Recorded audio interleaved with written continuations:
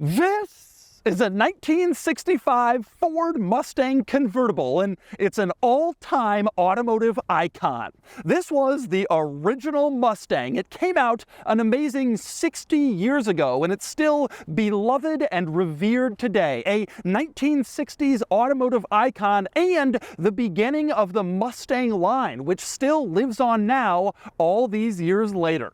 Today, I'm going to review this old-school Mustang and show you all of its quirks and features. Before we get started, I want to talk to you about Turo. Turo is the world's largest car-sharing marketplace, and with Turo you can book any car you want, wherever you want it, with hosts across the US, Canada, the UK, France, and Australia.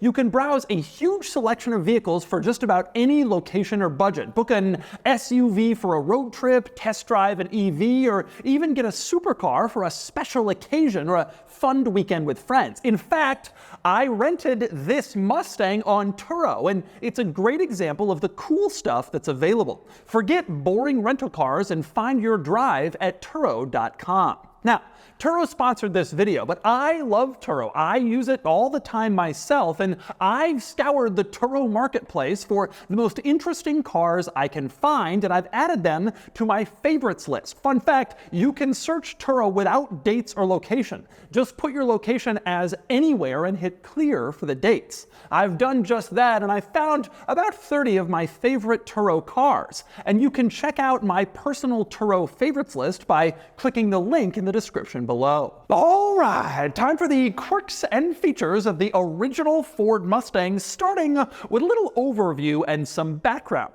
The Mustang was developed in late 1962 throughout 1963, and the very first cars were sold in April of 1964. The goal was to create sort of an affordable, small, sporty car, something a little bit less crazy and over the top as a muscle car, but something that was still fun and exciting and stylish. Now, this Mustang is adored by basically everyone today, the original 1960s Mustang, but even at the time, it was a huge deal. In 1966, Ford sold 600,000 original Mustangs, a massive number by any measure. The car was an instant smash hit, and rival automakers were taken by surprise that Ford had created this sort of sporty, stylish, affordable car, and they quickly scrambled to create rivals. In 1967, Chevy came out with the Camaro, and of course, its Pontiac twin, the Firebird. That was followed up in 1968 by American Motors, AMC, with the Javelin, and then a couple of years after that, Dodge gave us the Challenger, and thus the pony car, sort of the muscle car light segment, was born, starting with this car, which got a huge head start on the competition. Now, the original Ford Mustang had several different engine options throughout its run, which lasted from mid-64 until the end of 66. Base model cars had a straight 6, which only produced between 105 and 120 horsepower, depending on the version you got. This car has a V8, and there were two versions available, a 260 cubic inch V8 with about 200 horsepower, or you could upgrade to the 289 V8, which maxed out at 270 horsepower, which frankly was a pretty strong power figure at the time. And so right off the bat, the distinction was made between the Mustang models. The 6-cylinder was the sort of cool looking one that didn't really have the performance to back it up. The V8 was the one you wanted, and that continued in the Mustang world for decades after this car. To me, though, probably the most interesting and unusual thing from a modern perspective about this engine bay is just how simple it is and how much space there is under the hood in this car. Even though modern cars are obviously more reliable than old ones and more efficient, frankly, old cars are a lot easier to work on. Basically, everything under this hood is accessible, you can reach it, and often held on with simple bolts and screws that you you can access and change with just hand tools. Maybe the best example of that is the windshield washer fluid, which is not in some complicated reservoir that snakes under a couple of fans and next to some hoses in this purpose-built, perfectly designed tub. Instead, it's this bag, which is held on to the side of the engine bay by a couple of hooks and gravity. And that's it. And one other interesting item under the hood, literally under the hood, when you go to close it, you can see there's a handle here. Much like what you'd find in a modern car on the trunk to close it, here there's a hood closer handle, so you don't have to stick your hand on the paint when you're closing up the hood. Kind of an interesting idea. I never really see that in modern cars. And next up, we climb inside the original Mustang if you can avoid getting stabbed in the chin by the A-pillar, which is tremendously pointy and, like so many other things in this car, made of metal. It's very sturdy, and it would hurt if you're getting in motion accidentally caught on that. But actually, that A-pillar is a great place to start because it includes one of my very favorite quirks and/or features in this car, this little side window that opens up to deliver airflow into the interior. You flip this chrome metal switch and then open up the side window and angle it exactly how you want to make sure that air blows onto you while you're driving along down the street, which frankly is an especially nice feature to have in this car because it doesn't have air conditioning. So you want as much air blowing on you as you can possibly get. Obviously not really an issue with the roof down, but the roof on or in a coupe model, those windows could be very handy. Now, next we move on to the steering wheel, which has this iconic old school look. The thin rim of the wheel itself, very different from modern cars, and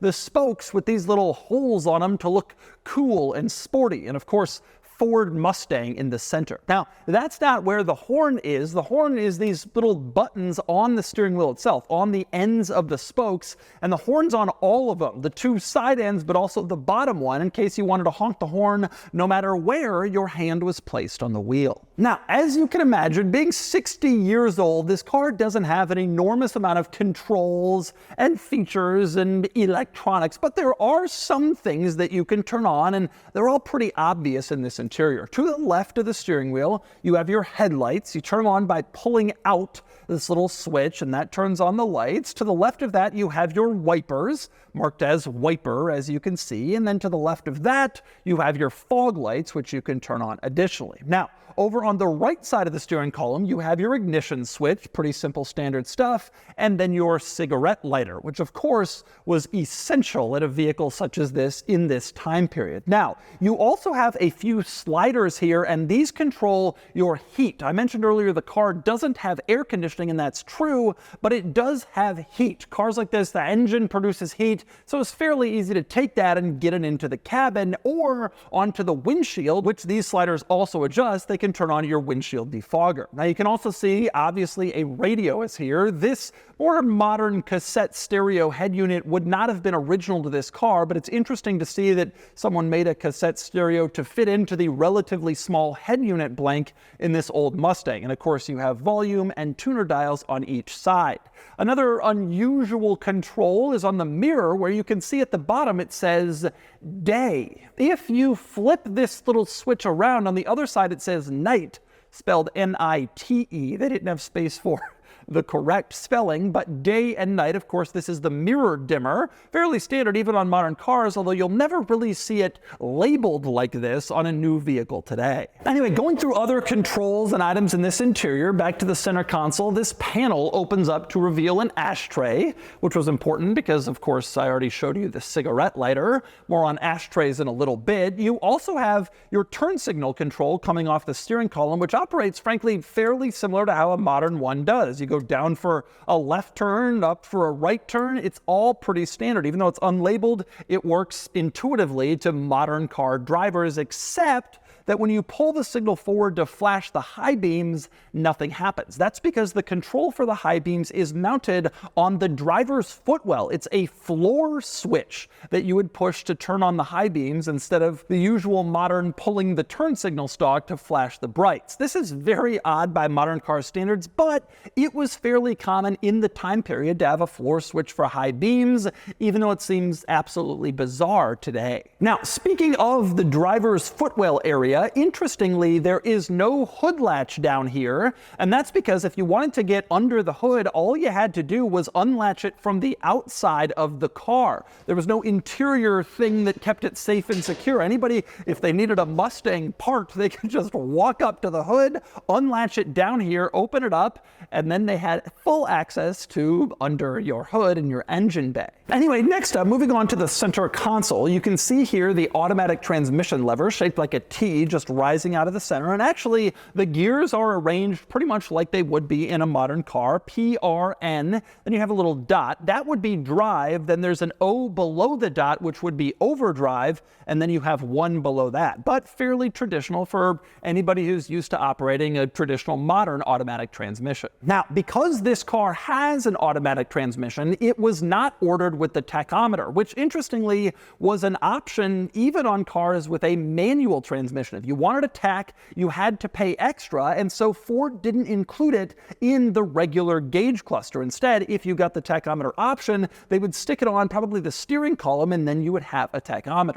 Instead, the gauges that you see displayed in this interior, in the center, of course, you have your speedometer, which, well, looks like an old car speedometer with that font and the way the numbers sort of curl around the top. On the left side, you have your fuel gauge and your oil gauge. And on the right side, you have battery amps and then engine temperature. And this gauge cluster also shows if your turn signals are on. These tiny little horizontal green lights on either side, left or right, will light up if your signals are on. They don't make a big clicking noise. They're not particularly noticeable, but they're there, which is helpful because the turn signals in this car don't automatically cancel when you go around a turn. Now, over on the passenger side of the dashboard, which is laid out a lot like the driver's side, except not as much stuff is there, you have a glove box, which you can see here, a glove box lid with this wood grain trim, and this faux wood grain also continues here in the center console where there's no storage compartment, no storage lid, no armrest. You just have a long panel of wood and then metal in the center. One thing I absolutely love,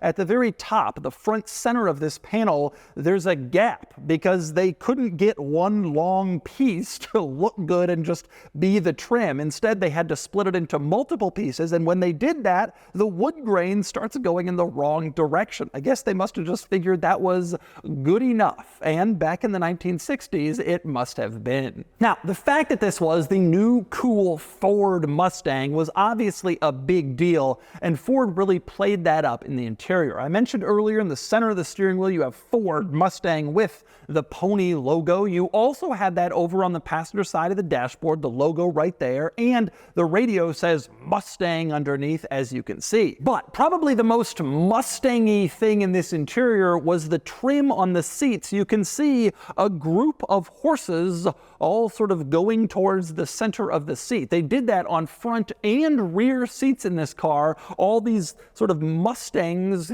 aggregating in one place to really drive home the point that this is the Mustang. Now, like I mentioned, you have those Mustangs on the back seat, and there's some other interesting quirks in back as well. For instance, individual ashtrays, as you can see, either side, driver and passenger, open up the ashtrays, and there's even another ashtray at the back of the front center console where you can deposit more cigarette ash. There's 4 ashtrays in this 2-door car. So prevalent was smoking back in the day this car came out. Now, in the back seat, you also have individual roll-up crank windows. Crank windows in front, of course, but in back it's a bit of a surprise because the window is so small, and yet there it is. You want the window up, you're sitting in back, you crank it up. And one drawback though, if the window was down and you were in front and you wanted to put it up, well, you had to reach around back there and figure it out, which wasn't the most convenient. Now, also mounted in back and under this cover is the convertible top. Obviously, in a car from this era, it was a manually operated convertible top, but the process to operate it is fairly simple, as you can see. And next, we move around back to the trunk in the original Mustang, the cargo area. You open up the trunk and you can see it's actually a fairly large place where you can put a lot of stuff, although you are competing for space with the spare tire that was stored in the trunk, but you do have decent room for basically anything you can carry. And if you want more room, that's fine. You could just put it on top of the trunk lid where we have a luggage rack. This was pretty common in cars from this era, an extra luggage rack. You'd stick your stuff on here and then use some sort of strap to tie it in place. And of course, the rack rises up enough off the trunk that your luggage wouldn't damage the paint on the trunk itself. So there was extra storage in this car thanks to the luggage rack. Now, one interesting item you'll notice inside the trunk is this little tube, kind of right front and center, which also comes into the trunk and steals a little bit of cargo space. That tube is for fuel. To put fuel in this car, you would twist off the little Ford Mustang logo on the back. That's actually the fuel filler cap. You would twist that off, and then that's where the fuel went in, and it would go into the fuel tank and, of course, power the car. Vehicles from this era were often refueled with a fuel filler located in back in the center of the car. Often it was concealed under a rear license plate, but in the original Mustang, they figured out an even cooler way to hide it underneath this trunk badge on the car. Now, in back, you can also see a couple of other OG Mustang touches, specifically the taillights, which have become iconic. These three vertical taillights on each side are a Mustang look through and through, so much so that the modern Mustang models, which use retro design language, borrowed their taillight look from this car because it was such a famous shape. Now, a couple other interesting things on the outside of this car. For one, this little vent in the back, it's fake. It does nothing. It doesn't have any opening. It actually doesn't cool the rear brakes or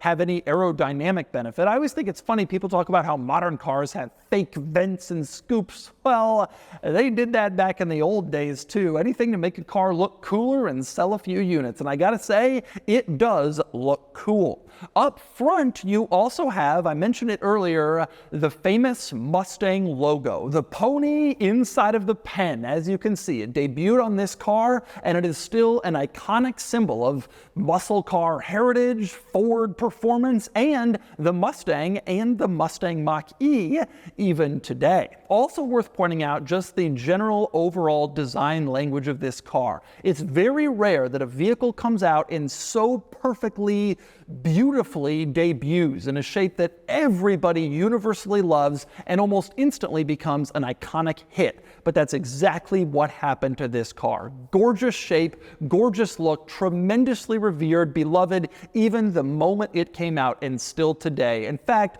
this is probably one of the most iconic American car designs of all time, if not the single most, which frankly, it may just be. This car is truly adored for the way it looks, the way it feels, and the sense of Americana that it provides. So, you might be wondering exactly what happened to the Mustang. Well, when it first came out, obviously it created a huge sensation, a big deal, a splash, like I mentioned before, and sales were massive, 600,000 units in '66. But then they started to tail off. The Mustang was not as cool after the first few years, and the competition had shown up, like I mentioned, with vehicles of their own, and so sales started to fall with each successive year after that. In 1967, Ford restyled the Mustang and gave it a pretty distinctly different look from the original car. And so the original Mustang, this look that everybody knows and loves, was really only on the market for like two and a half years, from April of '64 until the fall of '66, when the '67 model first came out. Of course, later Ford changed the Mustang again. There was the Mustang II in the 1970s, the Fox body of the '80s. These days there's a retro one and an electric SUV crossover version. The Mustang is definitely definitely gone through a lot of evolution and revolution over time, but the iconic Mustang started right here with this car. So you might be wondering what it's like to drive. I know I am. I don't get behind the wheel of old cars like this very often. Let's get it out on the road and find out. All right, driving the Mustang. I got Kenan with me because why not? Yeah, I was in the office and just happened to be around. So it's a beautiful day. We're in Southern California living some Americana. So Kenan, you've never been in one of these? No, never been in one of these before. Never been in a first-gen Mustang. I'm not sure. I've certainly never driven one of these before, but I think I've been in them. Okay. But it's been a while. I don't ride in a lot of old cars. No. But we're riding in this one. Yes. Woo! Woo! Okay. I'm going to tell you what I think. Okay. Do you notice anything here? Yeah, There's about 8 inches of play in any direction from on center. I've heard people complain about play on center for cars from the 90s where it's like this much. This is like a whole lot. I could like, no wonder in old movies you see them steering and they're doing this. Yeah. That was what they were used to doing, just to go straight. Just to go straight. Even stationary, that's what you... Ironically, despite the enormous amount of play, the car doesn't have power steering, so it's incredibly difficult to turn the steering wheel. And it's hard in my Countach, but that car, the weight is all over the back and it's little. Right. This car is heavy with a big engine up front. It is, unless you're moving, you're not turning the wheel in this car. So it really is an arm day. Yeah, it is.